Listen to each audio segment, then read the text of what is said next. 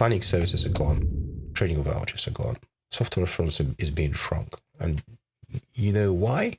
I think because the whole idea of software assurance is being wound down. That is my gut feeling. If you look at CSP, what happened is that with CSP, we have full licenses and we have subscription licenses. So the full license, perpetual licenses, they don't have any software assurance rights. Perpetual licenses just give you perpetual rights. There's no way to jump from perpetual license to a license with software assurance, but it never was.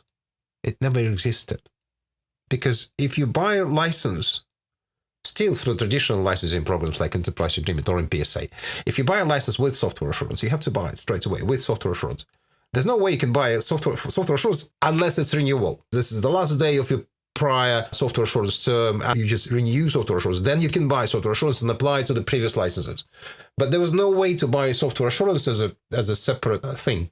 And if you wanted software assurance benefits, but didn't want to buy another, kind of full-on license, which is more expensive, obviously, but than just software assurance, there was an option to subscribe, to buy a subscription license, because, well, in the end of the day, software assurance is an OpEx anyway.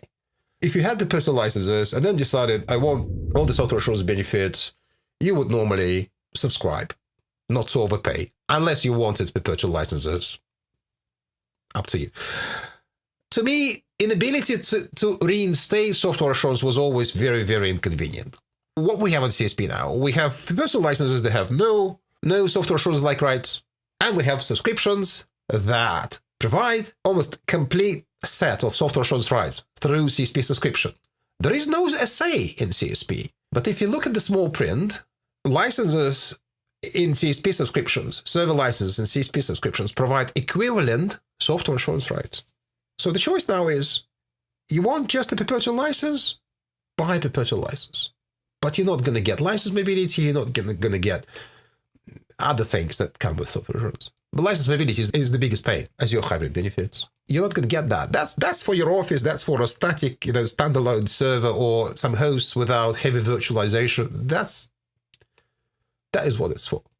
You want that heavy virtualization, flexibility, mobility, and all the other features, get a subscription. It's just a simple choice now. Either this or that. And if you look at the traditional licenses, it's always been there. Anyway, but even more complicated. Goodbye, have a great day, and save with knowledge of Microsoft licensing.